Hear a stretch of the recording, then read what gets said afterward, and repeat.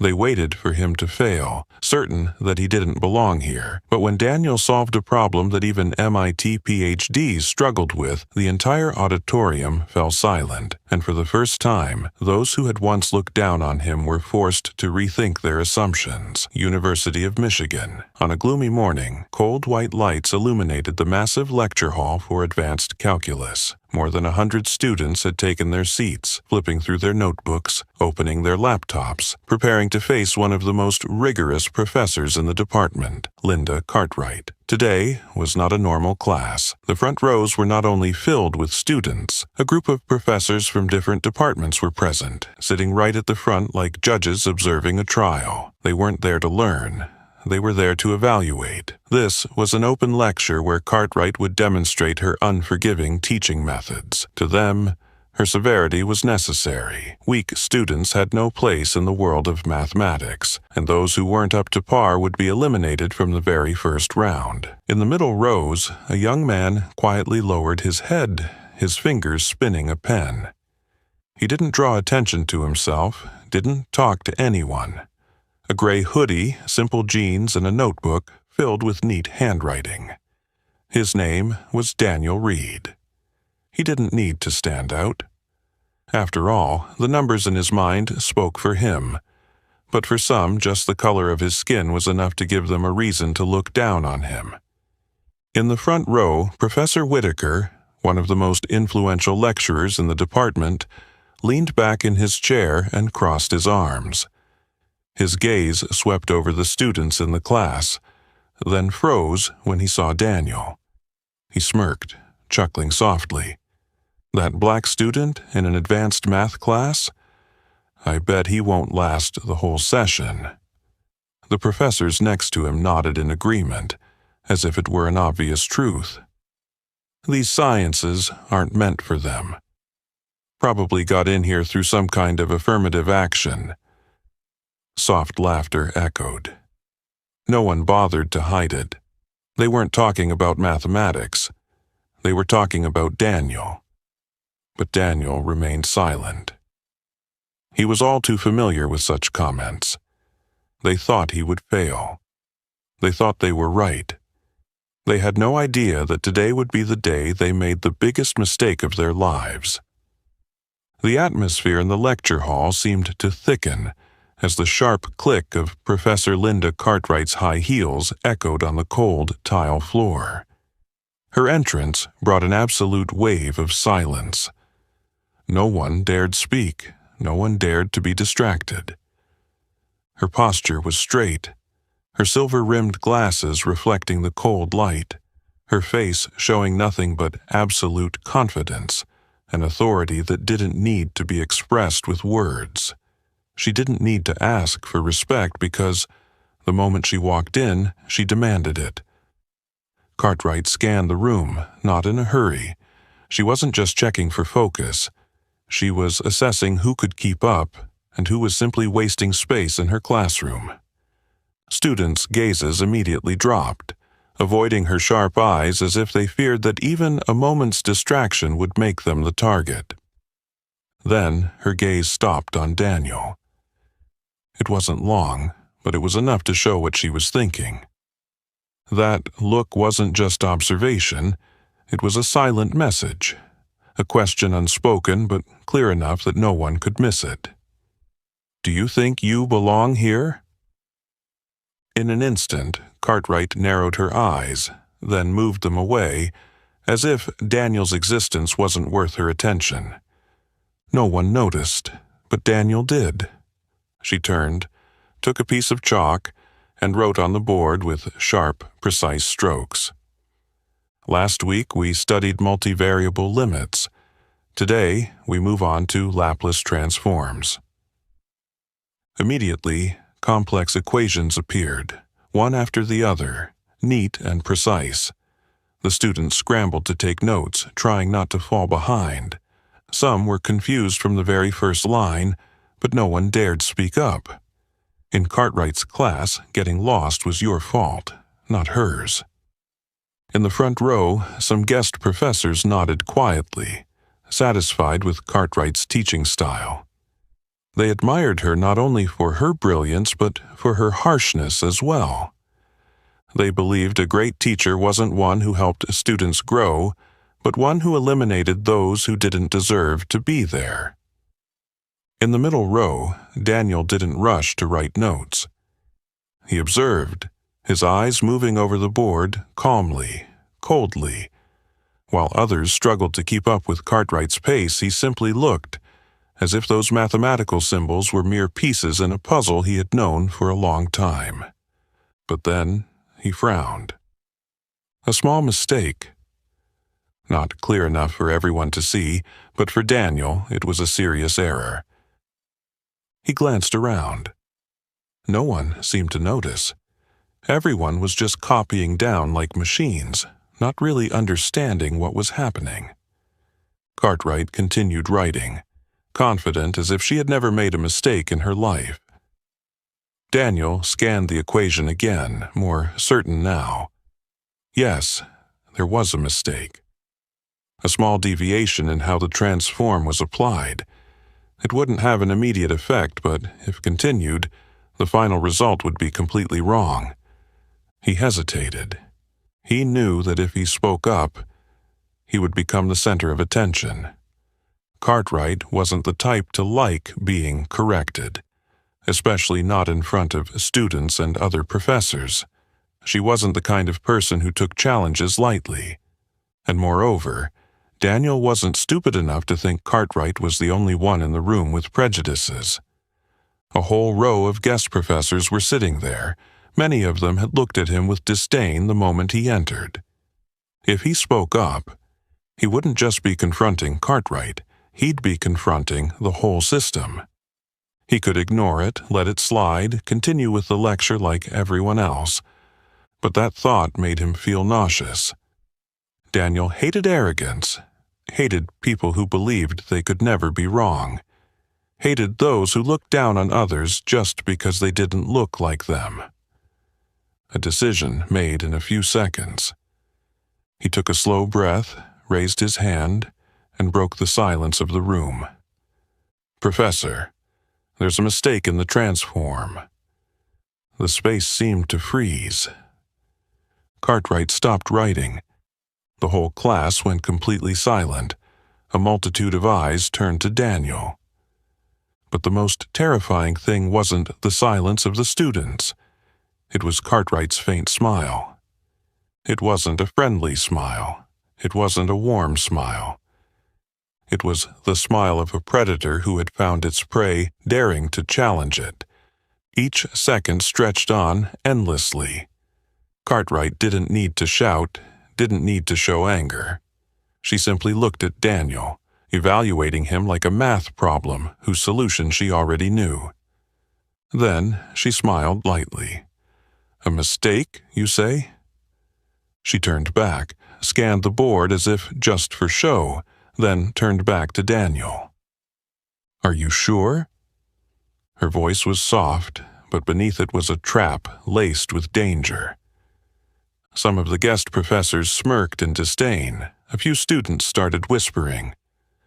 A professor beside Whitaker leaned in and whispered into his ear, "I told you, he's just dug his own grave." Whitaker chuckled softly, folded his arms, and waited for the perfect destruction he was about to witness. Daniel stared straight into Cartwright's eyes, unwavering. "Yes, I'm sure." Cartwright stopped smiling, and for a split second, Daniel saw her expression change. No longer a smug person, but someone who was considering whether she might have just made a mistake.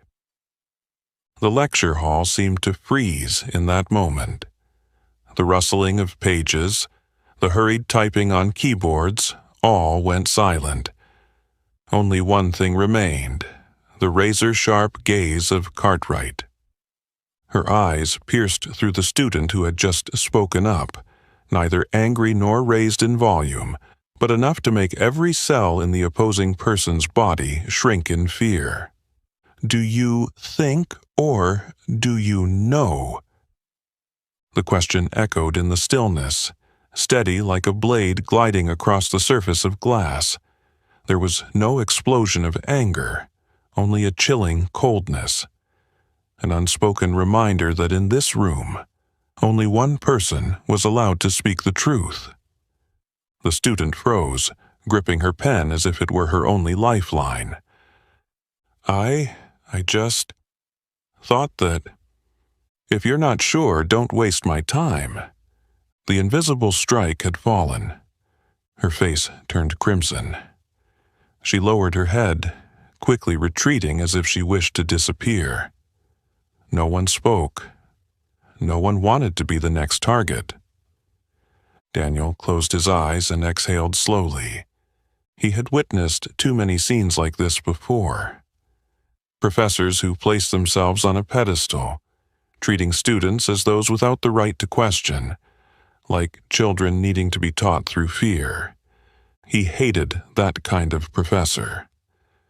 And so, he raised his hand. The whispers dwindled, then disappeared entirely. A slight arching of Cartwright's brow passed across her face. She wasn't surprised, but she didn't seem pleased either. It was a neutral expression, as if this were a game whose outcome she already knew. Yes? Daniel was resolute. Unlike the girl earlier, he didn't hesitate. Actually, there's a mistake in the transformation step. All eyes in the lecture hall turned to him instantly. The coefficient was introduced too early. At that moment, the atmosphere had completely shifted. It was no longer the hesitation of students before Cartwright, but anticipation, an eager wait for someone to be crushed. And the guest professors were the most excited. Whitaker chuckled softly, but there was no humor in it. It was a venomous amusement. This kid thinks he's smarter than Cartwright? Another professor smiled, arms crossed, eyes gleaming with an anticipation as if ready to enjoy a thrilling spectacle. Cartwright didn't respond immediately. She remained standing, still staring at Daniel, her gaze unwavering. The silence stretched intentionally, as if she were allowing him to sink into his own foolishness. Then she smiled.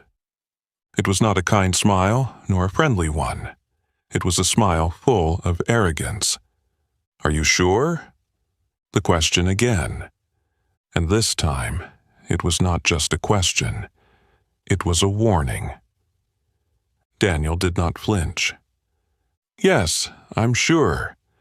A brief flicker crossed Cartwright's face, but quickly, she regained her usual haughty expression. She slowly turned back, her eyes lifting to the board. Once again, the silence stretched. Daniel didn't need to look at the board because he knew he was right. But he wasn't the only one who saw the truth. Some students began whispering, a few leaning forward, trying to double-check the equation on the board. And then, one of the guest professors began to pay attention. She was looking for the mistake. And Daniel knew that, because the mistake was there. Cartwright scanned each line of the board with extreme care. But no matter how hard she tried, she couldn't find a reason to refute him. The truth could not be denied. But if she admitted it, she would lose the most valuable thing, her absolute authority. Daniel had put her in a position where she couldn't control the situation. Cartwright clenched the piece of chalk tightly in her hand. The lecture hall seemed to freeze again. Then she turned back, looking at Daniel with a smile no longer carrying her previous arrogance. "Good, if you're so confident." She extended her hand, passing the chalk to Daniel. "Go to the board and fix it." At that moment, the whispers in the class turned into quiet laughter. Some students exchanged knowing glances, as if they understood what was about to unfold. But the most important thing wasn't how the students reacted. It was how the guest professors reacted. Whitaker leaned back in his chair, arms crossed, his lips curling into a faint smile. This just got interesting.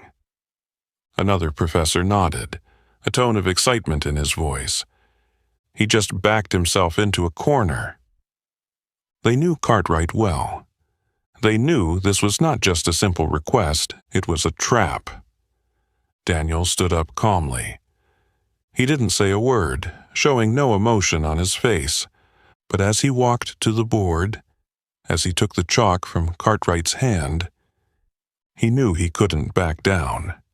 Because from this moment on, this was no longer a class, this was a battle.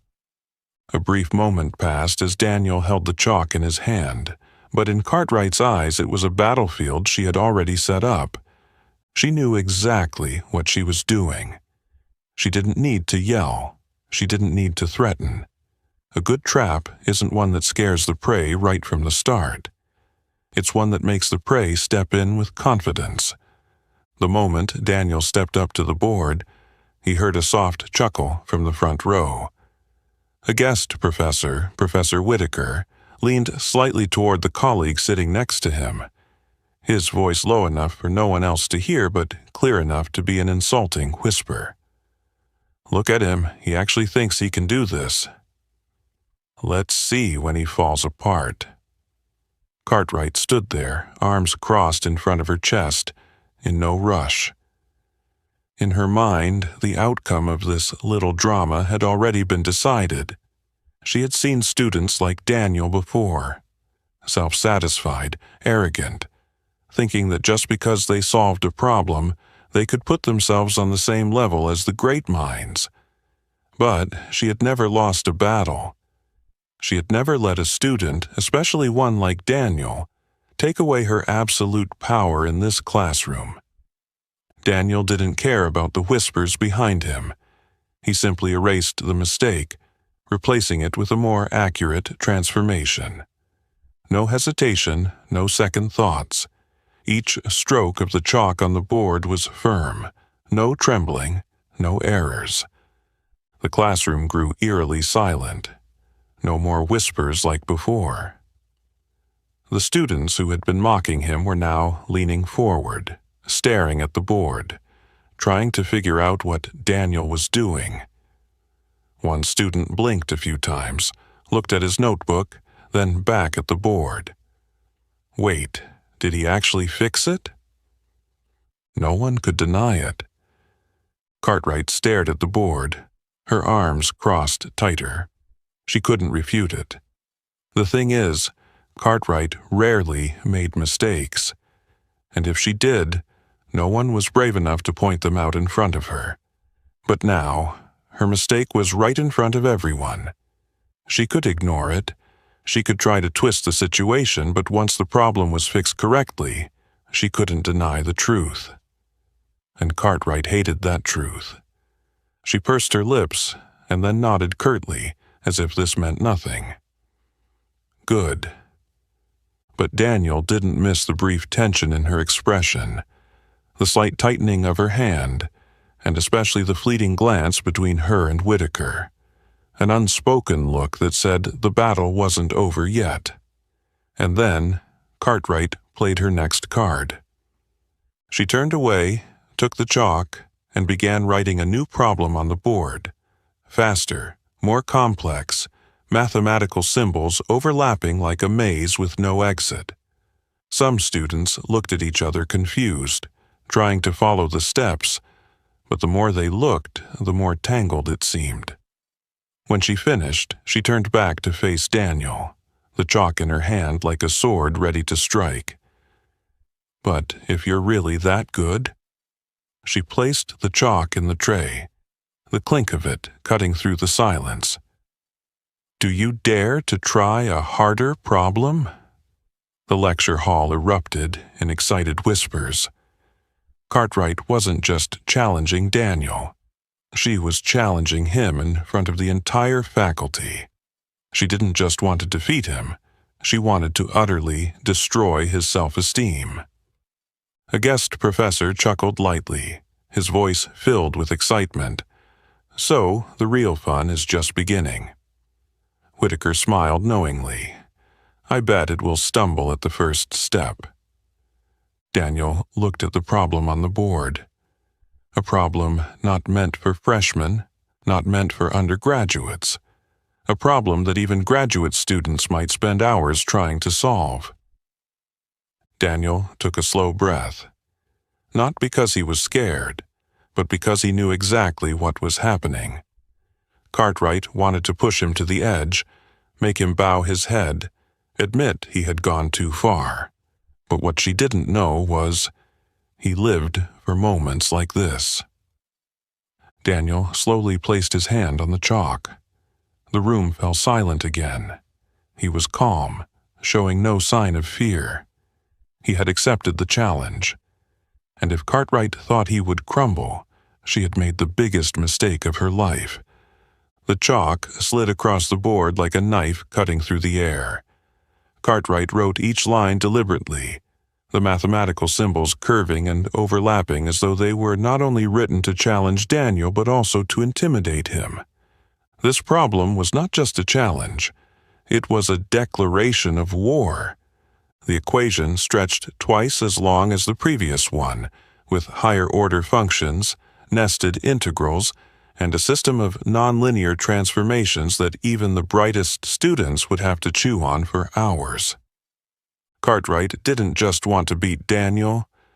She wanted to crush him in front of everyone. She wanted to turn him into an example, a reminder to every student in the class that no one could challenge her without paying the price. A visiting professor sneered, tapping his fingers rhythmically on the table with clear delight. He'll be stuck soon enough. A few students gasped. Some others fell silent, unsure whether to feel fearful or excited about what was about to unfold. Cartwright set the chalk down, stepped back, and turned to face Daniel. She waited. The whole class waited, but Daniel didn't flinch. He stared at the problem for a few seconds. Not too long, not too short, just enough to understand its structure. Then he began to write. Without a hint of hesitation, not a single second spent pondering. The chalk in Daniel's hand moved smoothly and precisely, as if his mind had already seen the answer and was simply transcribing it in the exact order he had mapped out in his head. The numbers and symbols appeared organized, the transformations performed with elegance. No unnecessary steps, no hesitations.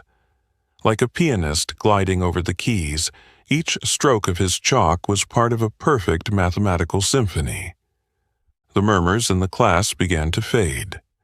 At first, some students whispered, thinking Daniel was merely trying to appear confident. But then they looked back at the board and realized everything was correct. No mistakes, no stumbles. Daniel didn't hesitate, didn't revise anything. He was solving the problem at an unbelievable pace. In the front row, Whitaker had stopped laughing. Cartwright maintained her posture, but her fingers tightened slightly. Not out of fear, but confusion. Where had she gone wrong? She was certain this problem was tough enough to trap any student at least for a moment. But Daniel didn't just solve it. He did so with absolute confidence. She glanced around the room, trying to find someone who felt the same as she did, someone who was also realizing the tide had turned. And she realized everyone else was realizing it. Daniel wasn't just solving the problem. He was taking back control of the room. Daniel finished the last line. He set the chalk down, took a step back, and then turned to face Cartwright. The silence in the classroom became suffocating. Everyone looked at the board, then at Cartwright, then back at the board, as though they couldn't believe what they had just witnessed. One student whispered quietly, "What the hell just happened?" A visiting professor adjusted his glasses, his gaze fixed on the board, desperately searching for any error, no matter how small. But there was nothing wrong. The problem had been solved flawlessly. Cartwright stood frozen. An invisible tension hung around her, as if a rope was slowly tightening around her neck. She needed a mistake. She needed something she could use to dismiss Daniel, to regain control, to prove she was still the one in charge of the classroom. But she found nothing, because there was no mistake. At the back of the room, a student let out a low whistle, a sound that broke the tense silence. Some other students began to whisper, but this time it wasn't mocking or skeptical. It was admiration. Something Cartwright had never expected to hear in this classroom. Admiration for a student she had purposely underestimated. Whitaker no longer looked amused. He leaned forward, resting his elbows on the table. His eyes narrowed. The earlier mocking confidence had completely vanished. Now, in his eyes, there was only one thing left. A discomfort mixed with a fear he didn't want to admit. It can't be. There's no way he's this good. Cartwright finally spoke, but her voice was no longer as firm as before. Well, not bad. A cold, dry remark, without a hint of emotion. But everyone could hear the awkwardness in it. Cartwright didn't want to admit the truth, but even she couldn't deny what the whole room had witnessed. Daniel Reed had passed the test. Not just passed, he had done so perfectly, to the point where no one could argue. Daniel didn't need to smile. He didn't need to be arrogant or provocative. He simply walked back to his seat as every eye remained fixed on him, filled with astonishment. Cartwright clenched her fist.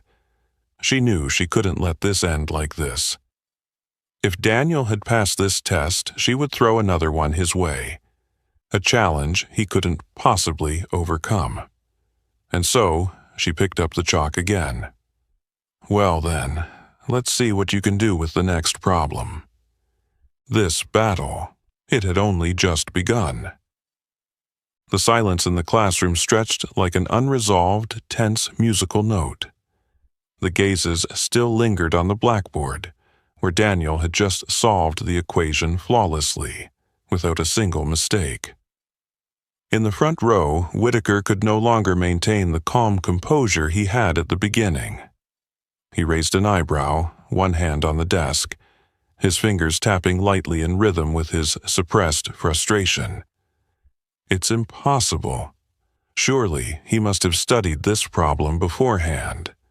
His words were not only directed at the other professors, but also served as a self-reassurance. Whitaker could not accept that an unknown black student could solve such a complex problem more smoothly than graduate students. The professor next to him nodded in agreement, but was still stunned. They didn't say it out loud, but everyone knew. They had misjudged Daniel Reed. But Cartwright wasn't going to let confusion take over. She wouldn't allow herself to lose. Without saying a word, Cartwright walked to the lectern and pulled out a thick advanced calculus textbook. A hefty book filled with problems that even graduate students struggled to understand. She was no longer trying to corner Daniel with ordinary equations. She was going to raise the stakes to an entirely new level. A doctoral-level problem. She opened the book, flipped to a page near the end, then turned it towards Daniel and the entire class. Solve it. The atmosphere in the room immediately shifted. Whispers erupted like crashing waves. Students lifted their heads, some leaning forward, trying to see what challenge Cartwright had just thrown out. One student inhaled anxiously, "This is it for him." Another whispered in disbelief, "Is she serious? This is a level for doctoral candidates, not freshmen." A visiting professor chuckled, but his tone was no longer mocking, instead filled with genuine curiosity. "Now, we'll see if this kid really has talent or if he's just lucky." Cartwright didn't blink. her gaze still cold and sharp as a knife. She believed Daniel would stumble this time. She believed no student, no matter how smart, could surpass their own limits when pushed too far. She waited for him to hesitate, for him to panic, for him to falter. But what she didn't expect was that Daniel merely smirked. Not a hint of fear, not a shred of tension. He stood up, walking slowly yet confidently to the board, as if he had known this would happen. Some students held their breath, while others let out a small laugh, unsure whether it was out of nervousness or disbelief. But when Daniel picked up the chalk, everything changed. No hesitation, no awkwardness as everyone had anticipated. He immediately began solving the problem, as though he had done this hundreds of times before. Cartwright narrowed her eyes. She didn't like this. She wanted to see Daniel flounder, wanted to see him stop to think, wanted to see him bite his lip or furrow his brow like the other students when faced with problems beyond their ability. But Daniel showed no sign of fear. Instead, his hand moved faster than with the previous problem, as though he had just found a problem truly worthy of him. Mathematical symbols appeared on the board with a terrifying clarity. Every transformation was accurate, with no unnecessary steps. The students watching the problem began to understand that he wasn't just solving it, he was refining it, making it easier to understand, shortening the process that others might take hours to work through step by step. Some students started glancing at each other, their faces incredulous.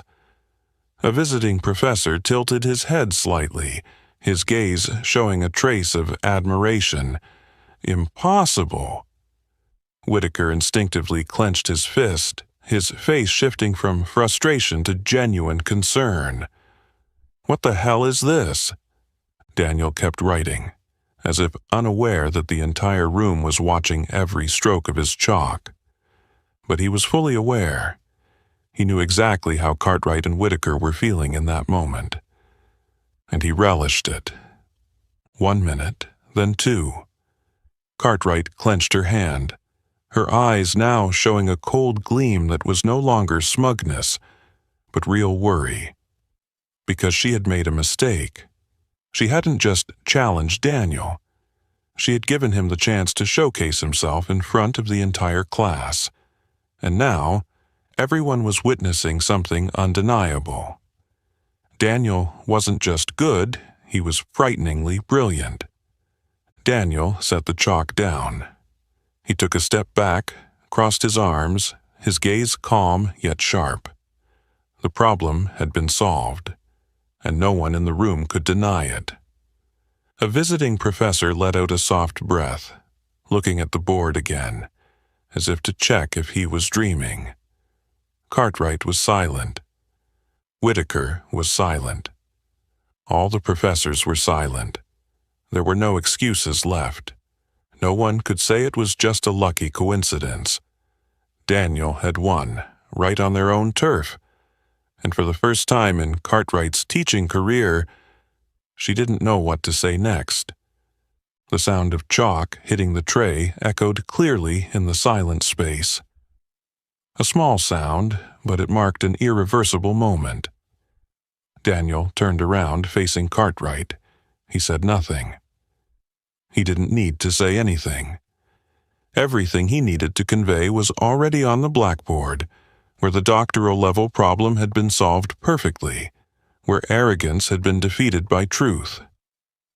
Cartwright stood motionless, her mouth slightly opened as if she was about to say something.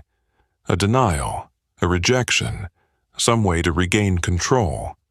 But nothing came out, because she knew there was nothing left to say. She had waited for the moment when Daniel would falter, hesitate, make a mistake, apologize, or even give up. But instead, he solved the challenge as easily as if it were just a routine exercise. And now, he stood there, waiting for her to accept what she had always refused to believe, that he was not just good, but better than she had ever imagined. A visiting professor suddenly clapped, a challenging sound not for Daniel, but for Cartwright's terrifying silence. Then another professor clapped. A student stood up, then another, then a whole group. The applause started to spread across the lecture hall like a wave crashing. At first, it was surprise, then recognition, and finally, absolute respect. Some students cheered. Some slapped their hands on the desk. Those who had doubted Daniel now only had admiring gazes. Cartwright clenched her fists. She had lost. Not just lost a problem. She had lost on the very playing field she had once controlled completely. Lost in front of the visiting professors who had once respected her. Lost in front of the students who had once feared her. Lost to a student she had once looked down on. And what hurt her more than anything else was that she could do nothing to change that truth. Whitaker, sitting in the front row, looked as if he had been doused with cold water. His face lost all smugness, his eyes only showing discomfort mixed with an unmasked fear. He wanted to refute, wanted to say something to lessen Daniel's victory, but he couldn't. There was no mistake to cling to, no way to twist the truth. Daniel had won, and everyone knew it. Amid the noise of clapping, Daniel remained calm. He didn't smile smugly as they had expected. He didn't show arrogance. He just stood there, silently observing. Because he knew that true victory wasn't in the applause. True victory lay in the silence of those who had once thought he didn't deserve to be there. Finally, Cartwright spoke, but her voice no longer had its usual sharpness, no longer the absolute confidence. She cleared her throat lightly, her gaze colder than ever, but also betraying an unprecedented confusion. Not bad, just 3 words, no praise, no real acknowledgement, just an empty statement, made only to avoid further embarrassment.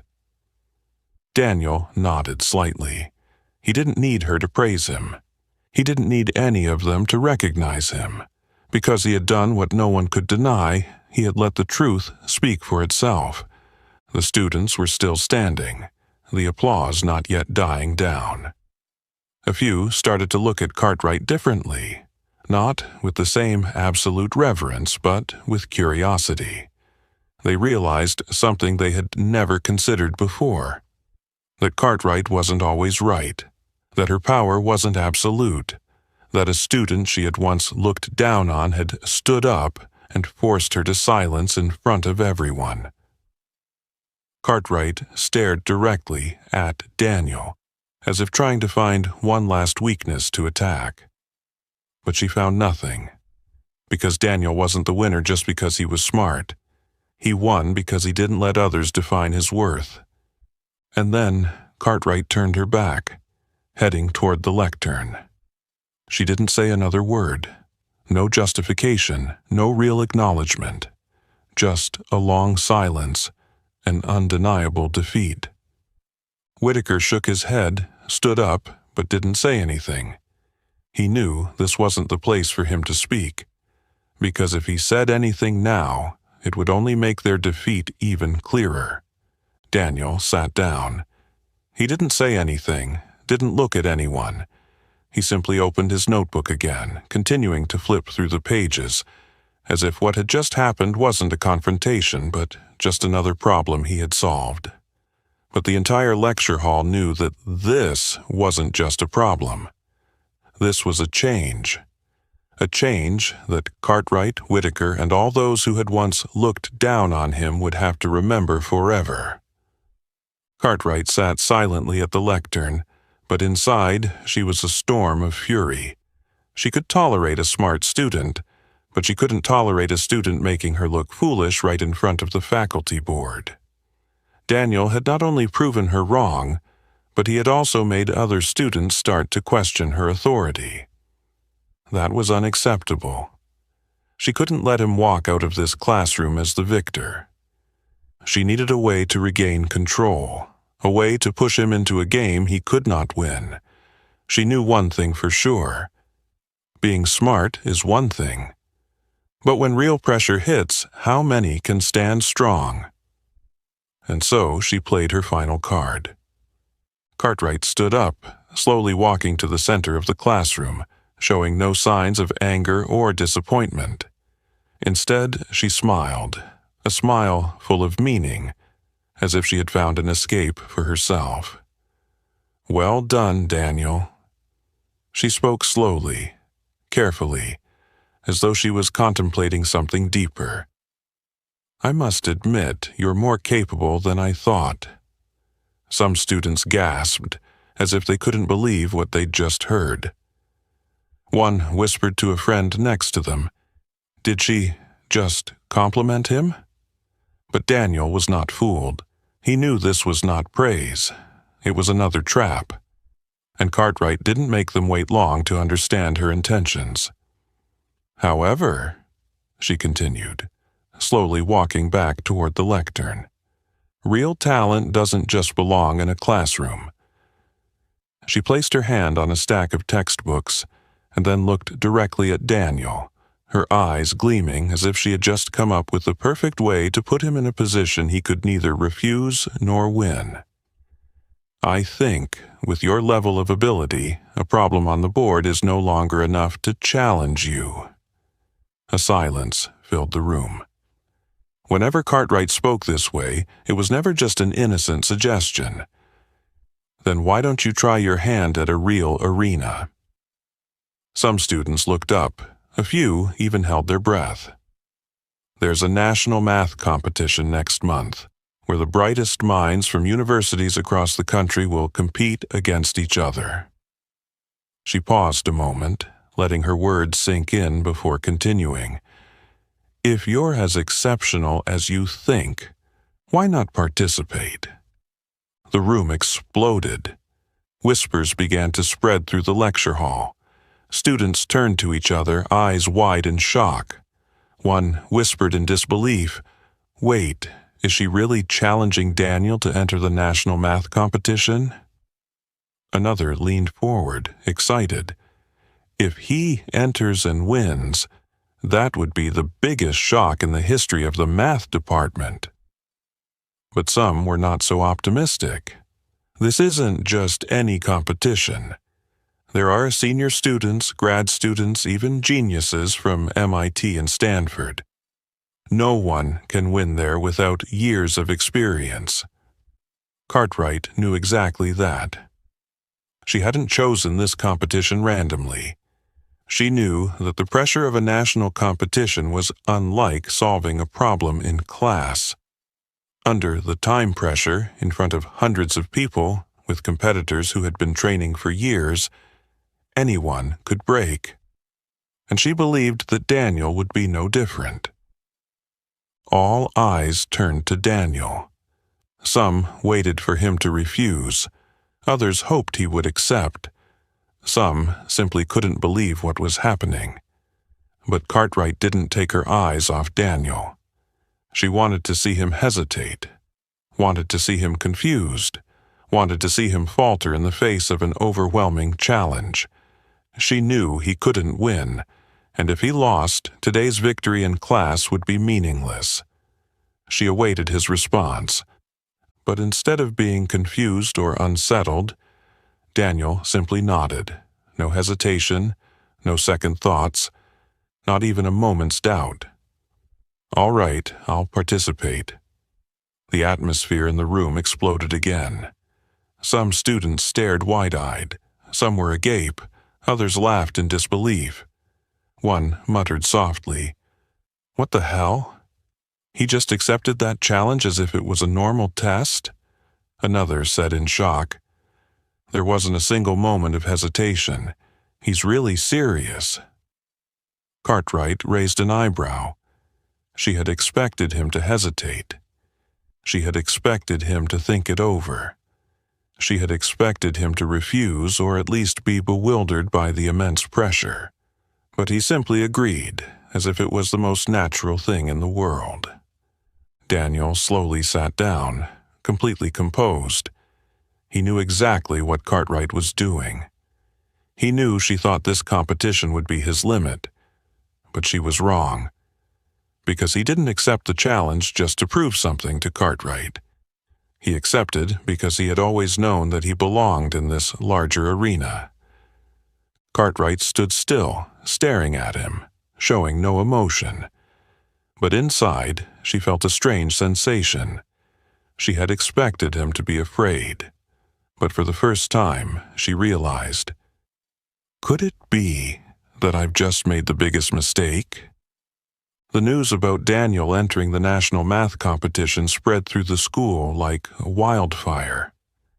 At first, it was just a buzz in the lecture halls, but before long it became the hot topic discussed in every corner of the halls, every cafe, and every row of seats in the library.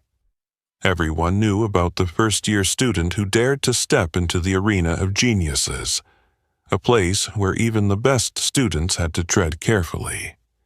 Some students were excited about the challenge Daniel had accepted, seeing him as a hero who dared to challenge the invisible barriers that had existed in the academic world for so long. But there were also those who were skeptical, thinking he was overly confident in his abilities without understanding the harshness of the competition.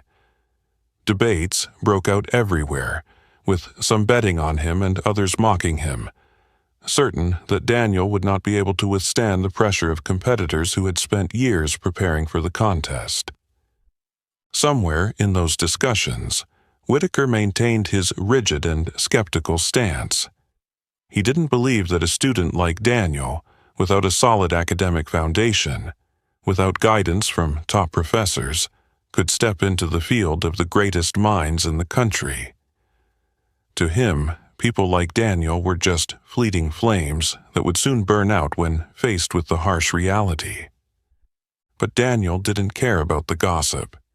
He wasn't seeking recognition from anyone and didn't need to prove anything to those who had never believed in him. He had only one goal: to prepare for the competition. And so, he threw himself into training like never before. 4 weeks, 28 days, hundreds of hours of study. Daniel turned the library into his second home. Every morning he arrived earlier than anyone else, opened his laptop, searched for the hardest problems from international math competitions, advanced textbooks, and exam papers that even the best struggled to solve. Equations, transformations, and high-level differential systems became the language he spoke every day. He didn't just solve problems mechanically. He tried to break down each one, analyzing every rule and finding shortcuts that others didn't see. If a problem could be solved in 3 different ways, he would find all 3 solutions. If a formula could be proven by several different paths, he would walk down each one. To him, solving math wasn't just about finding an answer. It was about understanding every corner of the problem so that no obstacle could confuse him when facing the actual test. While he studied relentlessly, Brian, the only friend patient enough to follow his process, could only shake his head in disbelief. He couldn't understand what motivated Daniel to keep up such an intense study schedule for weeks on end without showing any signs of exhaustion. "Are you trying to turn yourself into a math machine?" Brian asked. Daniel didn't look up, his pen still moving quickly across the paper, eyes glued to the numbers in front of him. "I only have 1 month. I don't have time to rest." Brian sighed, but then became more serious when he realized his friend wasn't joking. "Listen, I know you're smart, but do you know who you're up against? The people in this competition aren't just good, they're geniuses. Some of them have been trained since childhood, learning from the best professors and using materials that ordinary people would never have access to. They don't just know math, they live and breathe it, and they don't make mistakes." Daniel paused for a moment, set down his pen, and looked Brian in the eye with a sharp gaze. "Good, because I don't make mistakes either." While Daniel continued his training, Cartwright wasn't idle. She didn't truly believe he could win, but she couldn't allow her name to be linked with a student who entered just to lose spectacularly. So, she sent him an advanced math packet, problems even harder than what he would face in the competition. Not to help him, but to see how much pressure he could withstand. She hoped he would give up before the actual contest. But Daniel didn't back down. He solved each problem, breaking through every limit he thought he had.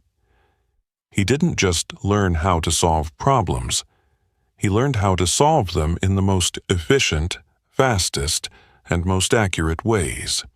He practiced with a stopwatch, pushing himself to the absolute limit because he knew that in the competition, every second counted. He studied the thinking patterns of past champions, learned how they approached problems, and absorbed knowledge from the best to become even better. Throughout this time, Whitaker watched from a distance, but could find no sign of wavering in Daniel. He expected him to tire out, to get discouraged, to quit, but that didn't happen. Daniel only grew stronger. All efforts to stop him failed. The competition day was fast approaching. The entire department waited for the inevitable, a fall, a failure, a humiliation. But Daniel didn't wait for it. He just kept moving forward. Because he knew that while a month might not seem like much time, for someone ready to burn himself out completely, it was enough to change everything. And he was ready to change their world. The atmosphere in the large hall of the University of Pennsylvania grew tense as the candidates entered the exam room. This was no ordinary exam.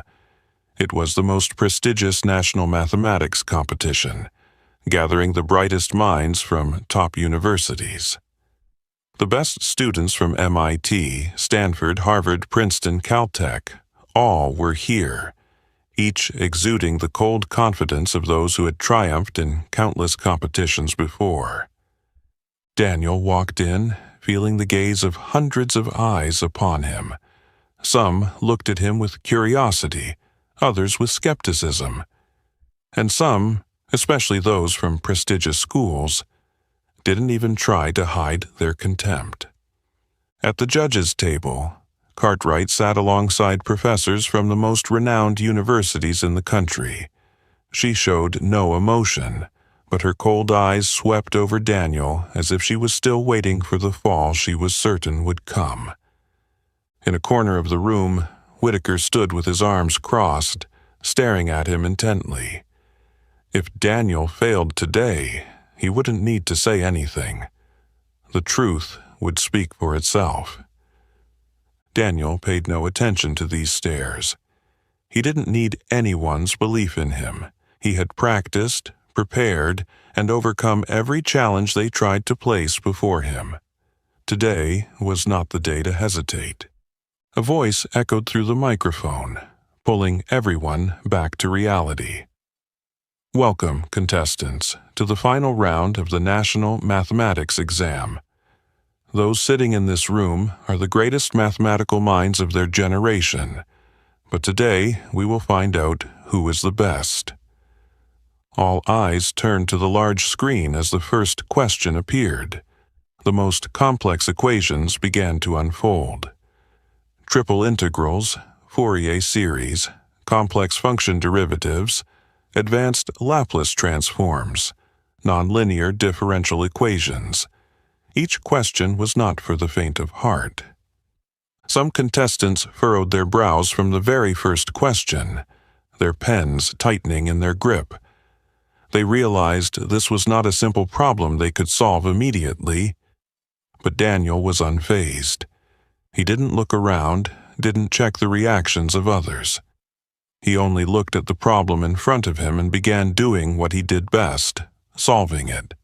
He lifted his pen, his writing flowing effortlessly, without a moment's hesitation. The numbers appeared on the paper like an unbroken stream, transformations made precisely, without excess or omission.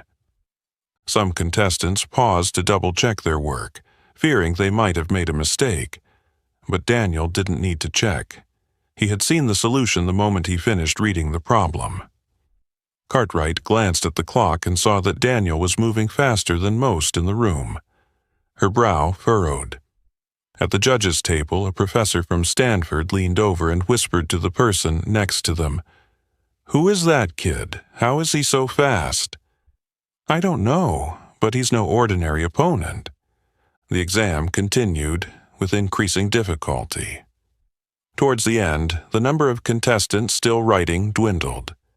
Some had put their pens down, their faces showing confusion or disappointment.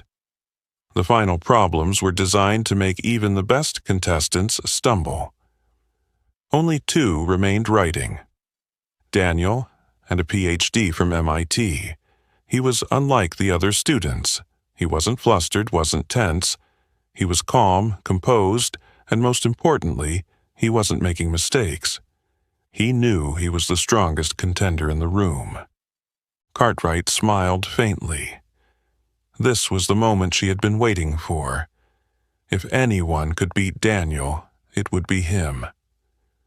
Whitaker began to look more relaxed, his cold gaze fixed on Daniel as if he already knew how this would end.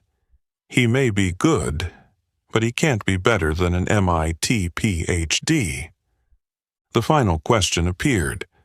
Everyone held their breath. This was no ordinary problem anymore. This was a challenge of thought, speed, and absolute precision. Both Daniel and his opponent glanced at the problem. The MIT PhD picked up his pen first, his eyes flashing with sharpness. Daniel only needed a second to understand everything he had to do. The real race had begun. Both wrote so quickly that even the judges had to pay attention. Lines of writing, symbols, and transformations appeared continuously on their papers, with no time to stop and think. This was no longer just mathematics. This was a battle. A professor from Princeton quietly whispered, "This is the speed of geniuses." The sound of pens scratching paper echoed in the quiet space. No one spoke. No one dared make any sudden moves. Time passed. The MIT PhD was nearing the answer. Cartwright looked at him, confidence filling her. This was the one who would beat Daniel. Then, suddenly, someone from the judges' table gasped. Daniel had stopped writing first. He was still writing. Daniel had finished. No strike-throughs, not a moment's hesitation. He closed his pen, set it down on the table, and sat back, arms crossed, waiting. Whitaker straightened up, Cartwright clenched her hands on the table, and the judges all turned their gaze toward Daniel. One judge stood and walked over to examine his work. Everyone held their breath. When he looked up, his eyes wide with astonishment, everyone understood. Daniel hadn't just solved the problem. He had solved it perfectly, concisely, and more elegantly than anyone else in the room. He had won. And at that moment, Cartwright knew she had made the biggest mistake of her life, thinking he could be defeated. The atmosphere in the auditorium seemed to freeze when the results of the previous problem were announced. Daniel not only solved it correctly, but also provided a solution more perfect than anyone else's. The judges, initially full of skepticism, could now only look at each other, exchanging disbelieving glances at what had just happened. Cartwright remained seated, but her hand unconsciously tightened around the edge of the table. She couldn't hide a feeling she hadn't experienced in a long time, unease. Whitaker couldn't hide his irritation. He leaned toward another judge, whispering something, but the response was just a shake of the head. No one could refute Daniel's result. But this was still not the end. The judge stood up, walked to the center of the stage, his authoritative voice cutting through the silence. We moved to the final round. Hundreds of people in the auditorium held their breath. The final problem is unlike any other before. All eyes turned to the large screen as mathematical symbols interwove like an inescapable maze. It was a complex, nonlinear differential equation, containing transformations that even industry experts would need hours to analyze. This was no ordinary problem. It was a challenge almost impossible to solve within the time limit. The contestants stared at the screen, some holding their heads, others exchanging doubtful glances. Even the MIT professor, who had maintained absolute composure, took a few seconds to reorganize his thoughts before putting pen to paper. But Daniel simply tilted his head slightly, his eyes calmly scanning each line. He didn't need to read it over and over, because he had seen the pattern that no one else had noticed. The clock began counting down. The contestants plunged into the problem at top speed, but the more they wrote, the more people furrowed their brows, stopped, erased, and rewrote. Some realized they were hitting a dead end and had to start over. Others kept going, but their pace noticeably slowed down. The MIT professor had not stopped yet, but his face revealed a hint of tension. He was scanning through methods he knew, but none provided a clear path. Cartwright smirked, her eyes flashing with a glimmer of hope. This was the moment she had been waiting for, a problem difficult enough to put Daniel in a position where he couldn't find a solution. She knew this type of problem well. It required not only mathematical skill but the ability to withstand extreme pressure. She leaned back in her chair, ready to wait for the moment when Daniel, no matter how brilliant, would have to succumb to something beyond his ability. But then, something unexpected happened. Daniel set his pen down. The auditorium fell silent. He didn't write anymore. Not because he didn't know how to solve it, but because he had found the fastest way to the answer. Everyone else was still writing, their minds strained, their faces showing confusion. But Daniel simply looked at his work, checked it one last time, then leaned back, taking a slow breath. He had finished the problem before time was up. On stage, the judges began to leave their seats, walking toward his paper. They knew no one could have solved this problem so quickly. It was designed to test the limits of human ability. But when they looked at the solution, they knew it wasn't a mistake. Daniel hadn't just solved it correctly. He had found an entirely different approach from everyone else. The MIT professor was still writing, unaware that he had lost. Cartwright could no longer sit still. She leaned forward, her hands clasped together, her gaze fixed on Daniel's solution. She wanted to find a flaw. She needed to find a flaw. But it didn't exist. Not only was it correct, but it was also correct in a way that no one else had seen. Daniel hadn't just solved a math problem. He had redefined how to solve a problem that seemed unsolvable. A judge looked up, scanning the room. His voice rang out, gentle yet thunderous, shattering the tense silence. "We have a winner." The auditorium erupted. Some students in the hall clapped, some were stunned, some still couldn't believe what had just happened. On stage, the MIT professor suddenly stopped.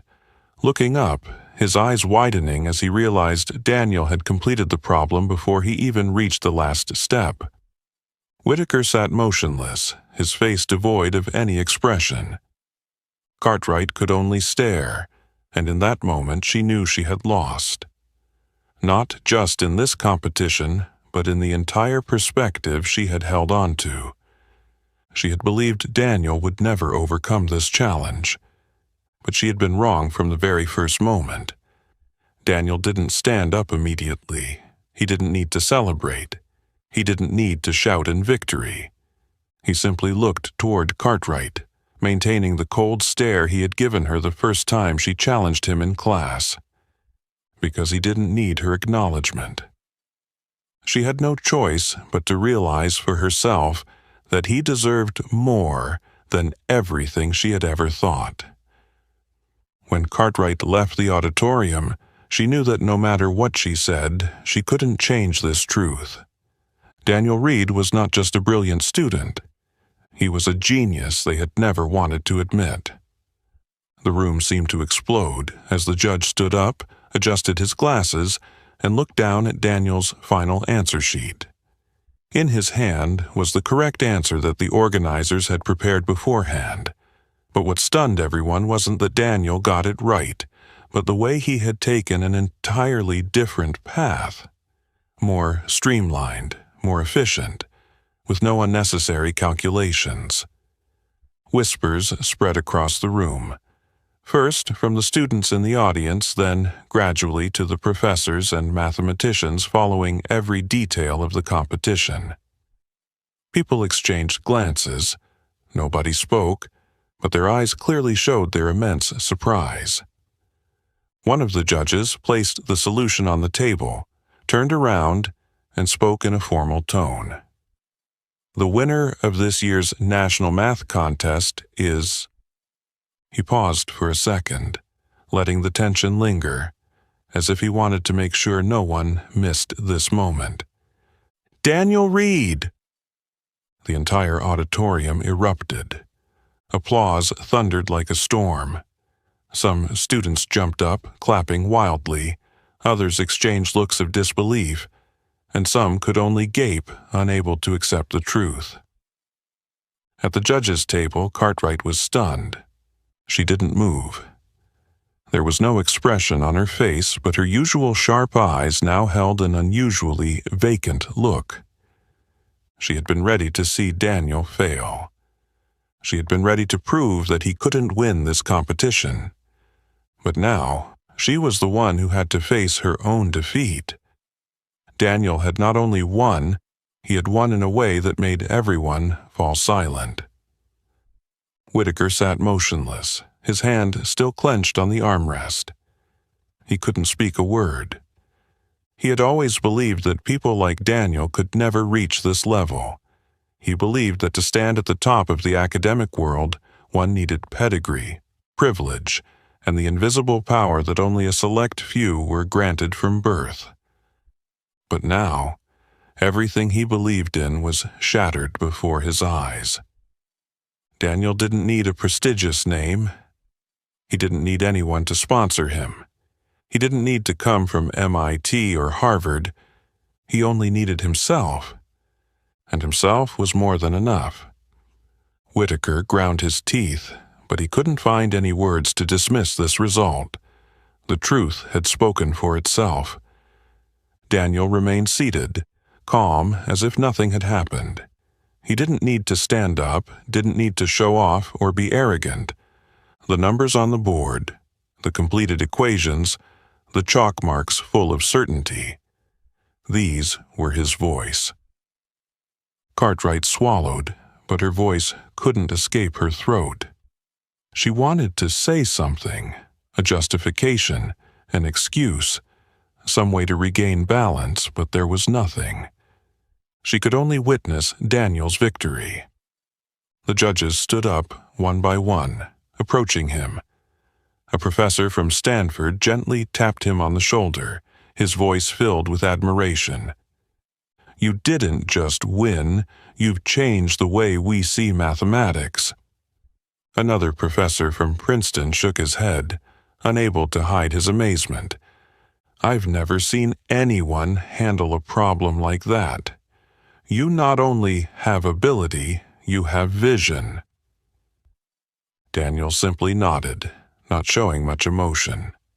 To him, victory wasn't the most important thing. What mattered was that he had proven he was worthy. The students in the audience, some who had mocked him, others who had doubted him, could only remain silent. They had expected a fall, a failure, a moment when Daniel would have to accept that he didn't belong in this world. But instead, they were the ones who had to accept that they were wrong. Daniel Reed hadn't just won this competition. He had made a biased system bow down to the reality, and no one could deny that.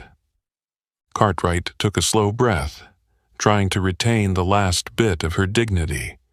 When she stood up, the eyes were still on her, waiting to see how she would react. But she could do nothing but nod. No more sarcasm, no more challenge, only acknowledgement. Daniel looked directly at her, his gaze devoid of arrogance but also without humility. Simply the calm of someone who knew he didn't need anyone to validate his worth. Cartwright knew that, from this moment on, she could no longer see him as just an ordinary student. Because Daniel Reed had changed the game. The next morning, the atmosphere in the University of Michigan lecture hall was unlike any other day. No one spoke it aloud, but everyone knew that something had changed. The students, who usually sat tensely, hunched over, hurriedly taking notes in Cartwright's advanced calculus class, now glanced at each other with meaningful looks. Soft whispers filled the room when the door opened, and Cartwright walked in. She maintained her usual demeanor, cold, calm, her face betraying no emotion. She placed her materials on the desk, adjusted her silver-rimmed glasses, and scanned the room. But this time, her gaze lingered on Daniel just a little longer. He was still sitting there, in the middle row as always. Nothing had changed. Still the simple hoodie, still the calm eyes, as if the events that had just passed meant nothing to him. But the entire class knew that he was no longer the nameless student he had once been. He was the national math competition champion, the one who had beaten the brightest minds from the most prestigious universities in the country, the one who had made Cartwright fall silent in front of top professors. Cartwright didn't speak immediately. She flipped through a few pages of the textbook, as though trying to maintain her usual authority, but everyone in the room knew she could no longer pretend like nothing had happened. And then, not looking at anyone in particular, she spoke. "Before we begin today's lecture, I want to say one thing." The class went completely silent. She paused for a second, as if carefully choosing her words before speaking, then continued, gently but firmly. "Daniel Reed has proven that talent has no skin color." A simple statement. No embellishments, no exaggerations. But it weighed more than any lecture she had ever given. The class was stunned. No one dared to utter a word, as though they couldn't believe those words were coming from Cartwright, who had always been the epitome of harshness, who had always believed that only those who were truly exceptional deserved to exist in her world, the one everyone thought would never admit a mistake. But today, she stood in front of the class and acknowledged the undeniable truth. Daniel Reed was not just talented. He had broken through all the invisible barriers that people like Cartwright, Whitaker, and many others had deliberately set up to block him. He had changed the way they viewed fairness, real ability, and the limits of the prejudices they once believed in. And Cartwright knew she could no longer deny it. Some students turned to look at Daniel, waiting for his response, but he only nodded lightly, without arrogance, without mockery. He didn't need her to speak words of praise, didn't need her to apologize, because at this moment, the entire world had seen the truth. She could no longer turn away and pretend that he hadn't proven her lifelong belief to be wrong. And for Daniel, that was more than enough. Cartwright turned away, picked up the chalk, and began writing the new lesson on the board. No more, no long speeches, no excuses or explanations. She simply continued her work. But everyone in the class understood that today's lesson was no longer like the ones before. Because Cartwright was no longer the unbeatable professor, and Daniel was no longer the invisible student in this classroom. Everything had changed forever. Daniel didn't react much to Cartwright's comment. He didn't need any flowery praise or a late apology. For a long time, he had understood that, in this world, recognition wasn't something everyone was willing to give him, especially those who had once doubted him and tried to block his path. But that didn't matter. He let the numbers speak for themselves. He didn't argue, didn't need to convince anyone to believe in his worth, didn't need to prove himself through excuses or endless debates about fairness and prejudice. He simply did what he did best. Let mathematics speak the truth that no one could deny. The equations, the numbers, the mathematical symbols he had written on the board during the competition didn't need anyone to defend them. They didn't have skin color, limits, barriers, or prejudice. They were either right or wrong. And in the world of mathematics, Daniel was always right. He had won. Not just in the competition, but in a much bigger battle. The battle against the skeptical looks, the mocking laughs, the unspoken rules that sought to determine his fate the moment he stepped into that classroom. No one could take his victory away. No one could change the fact that a student they had once looked down upon was now standing at the pinnacle of academia. Cartwright continued with the lecture as if nothing had happened, but no one could deny the shift that had quietly entered this classroom. No more condescending looks toward Daniel. No more mocking smiles behind his back. Instead, there were curious gazes, subtle nods, whispered words of admiration, and in the eyes of some students there was a new awareness, as if they had just witnessed some old rule being shattered before their eyes. He hadn't just won for himself.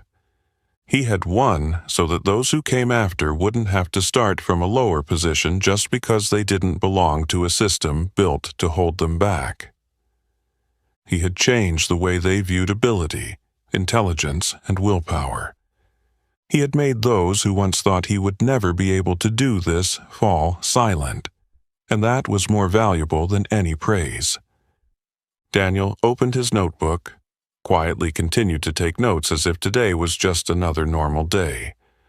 But the whole world had changed, and he knew this was just the beginning.